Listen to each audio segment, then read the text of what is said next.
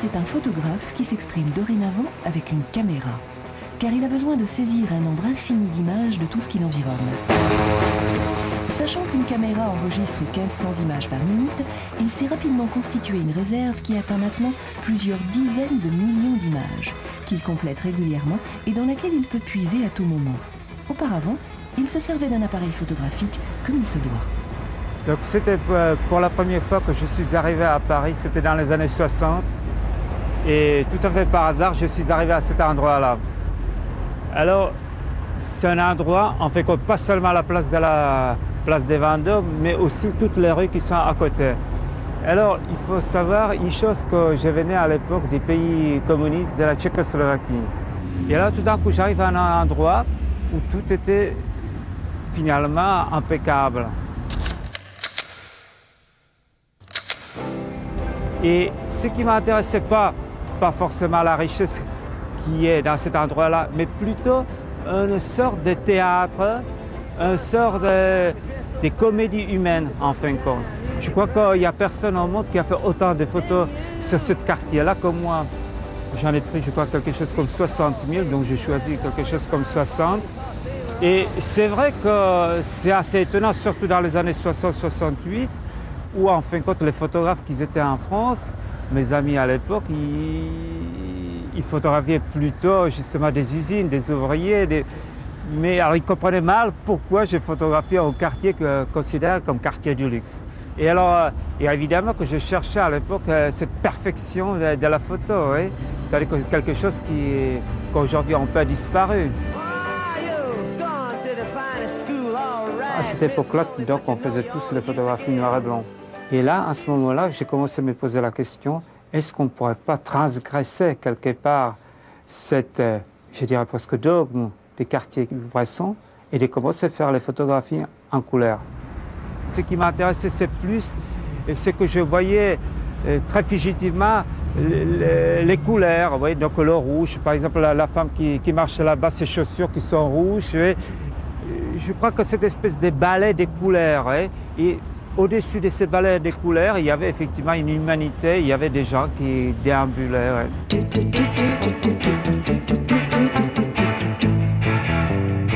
On voit ici dans ces images-là, effectivement, il y a encore des résidus des reportages, donc ces gestes de cet homme-là qui se cache le visage. Mais ce qui était déjà beaucoup plus important pour moi, ce sont les couleurs qui sont ici. Le rouge, le vert et le blanc. Alors là, on voit, je dirais, presque la photographie idéale pour moi de l'époque. C'est-à-dire que le sujet, les événements ont disparu. Les personnages sont même coupés. Là, on sent uniquement l'épaule qui est jaune et puis une partie de la femme. Mais ce qui m'intéressait, c'est justement uniquement cette tache de couleur violette de la robe, puis ici, cette voile qui est la violette, et plus de nouveau le motif qui est ici sur la robe de cette femme qu'on ne verra jamais.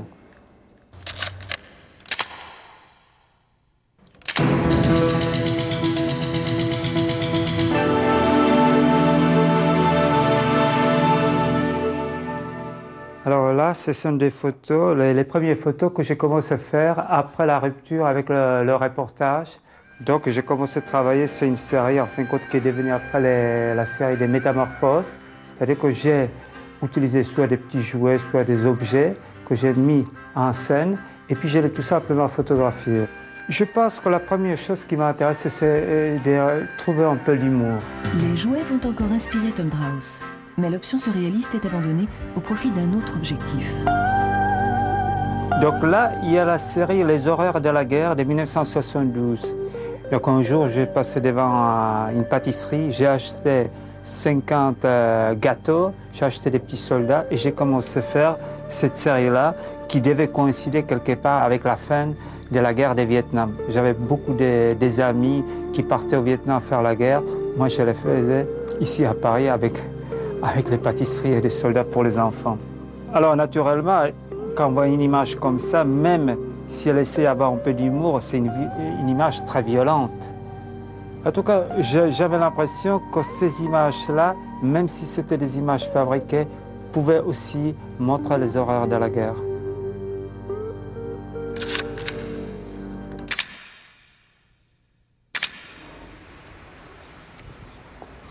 Et depuis toujours, on considère que la photographie, c'est lié à la mort. C'est-à-dire un instant qui est arrêté, donc la mort. Moi, je voulais renverser les rôles et je voulais faire le travail de la photographie qui se déploie dans le temps et redonner à l'image photographique la vie. Alors, j'ai fait plusieurs films dans la série des apparences qui sont des films sur les villes en Europe, comme Rome, Paris, Reims ou Francfort. Alors ce qui m'a intéressé à l'époque, c'est de ne pas faire quelque chose qui différencie ces villes-là, mais au contraire, ce qui les réunit. Sur Paris, je le tournais justement dans ces quartiers-là. Ce qui m'intéresse, en fin de compte, c'est à la limite un quartier auquel on ne s'intéresse pas. Circuler, il n'y a rien à voir. Donc j'ai pris avec mon appareil photo des milliers de photographies que j'ai filmées en 16 mm. Et après, ces 16 mm, je les développais moi-même. Du coup, j'ai obtenu un effet, en fin de compte, comme un mélange de la photographie, du film, de la peinture. Et ce qui m'intéresse, avant tout, ce n'est pas seulement l'image, mais aussi le matériau. Pour moi, c'est quelque chose d'essentiel. Par exemple, parmi les sens, c'est le toucher qui est peut-être le plus développé. Et j'ai envie qu'on ait envie de toucher de cet écran, toucher la matière, quelque chose qui va au-delà seulement des images, au-delà de ce qu'on voit.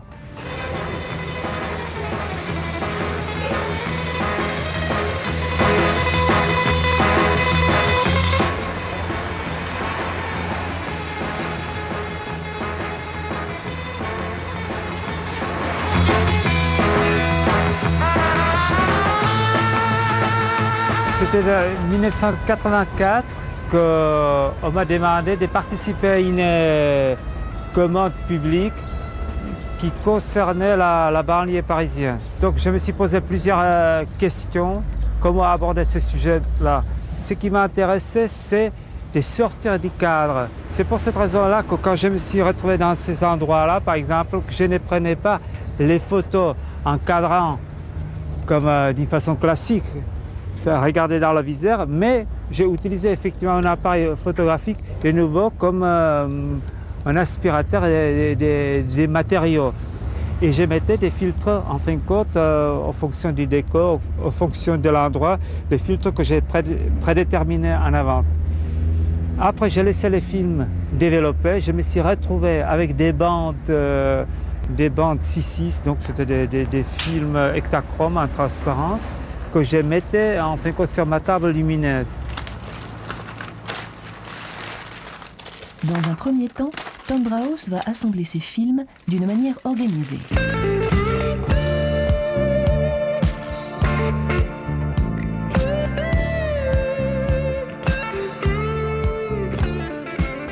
Mais ça ne le satisfait pas vraiment et il décide de briser cette harmonie.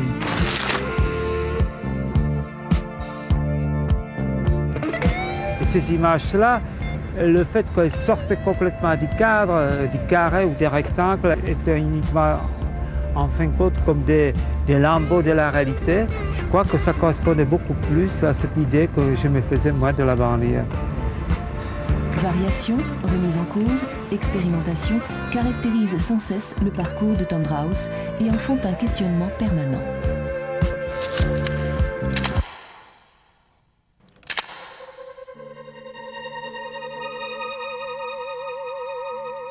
Dans les années 85, j'ai commencé à travailler sur l'idée que la photographie n'est pas seulement une image, mais c'est aussi une substance, c'est aussi un matériau.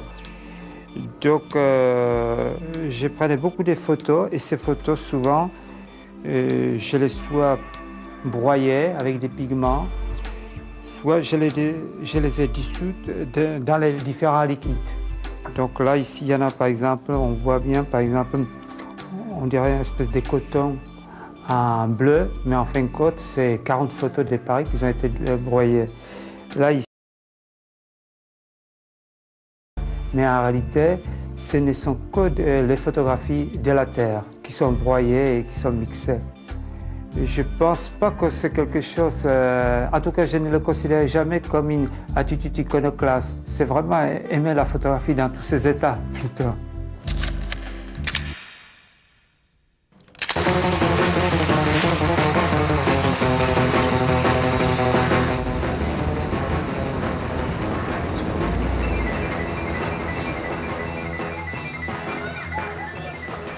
Bon ben, on revient. Tiens, Oui. on peut sur le gamin, ouais. Stop. Tu vois, là, quand il y a... Entre les deux. Voilà, stop, ici, voilà. Ça. Et les images que j'ai choisies à partir de la caméra, ce sont des images qui sont en soi-même pas très intéressantes. Par contre, déconstituer la grille peut donner une image globale de l'endroit où j'ai pris ces images. Et ces montages d'images vont nourrir un certain nombre de CD-ROM sur lesquels Tom Drauss travaille actuellement. L'espace numérique est en effet devenu son champ d'action principal depuis 5 ans. Et il a notamment réalisé plusieurs CD-ROM consacrés aux poètes et écrivains Charles Baudelaire, Edgar Allan Poe, Marcel Proust, Arthur Rimbaud. Alors j'ai utilisé ces écrivaines parce que ce sont des écrivaines qui m'ont beaucoup intéressé depuis très très longtemps. Mais le travail dans ces CD-ROM n'est pas du tout le travail didactique. C'est-à-dire que c'est un travail complètement libre, c'est une interprétation, je dirais, créative de l'univers de ces auteurs-là.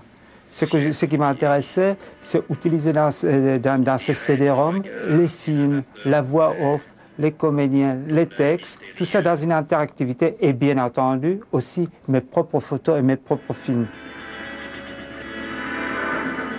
Ces CD-ROM peuvent avoir quelquefois jusqu'à 30 ou 40 000 écrans, c'est-à-dire que je pense qu'on y rentre, on s'y perd, quelquefois on peut y rester pendant des heures, voire des journées, et on ne trouve jamais la fin parce qu'il n'y a pas de fin.